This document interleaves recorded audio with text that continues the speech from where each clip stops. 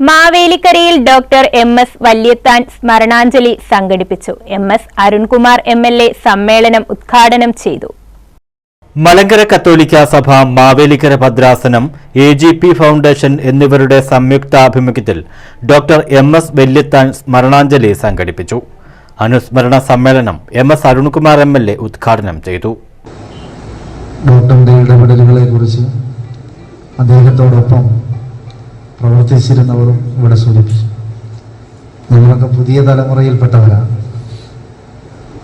ഞങ്ങൾക്ക് വായിച്ചും പഠിച്ചും ഒക്കെയാണ്, മനസ്സിലാക്കിയും ഒക്കെയാണ് മാവേലിക്കരക്കാരനായ ഡോക്ടർ എം.എസ്. വല്യത്താനെ കുറിച്ചുള്ള അറിവുകൾ. ഭദ്രാസന മെത്രോപ്പൊലിത്ത ഡോക്ടർ ജോഷുവ മാർ ഇഗ്നാത്തിയോസ് അധ്യക്ഷത വഹിച്ചു.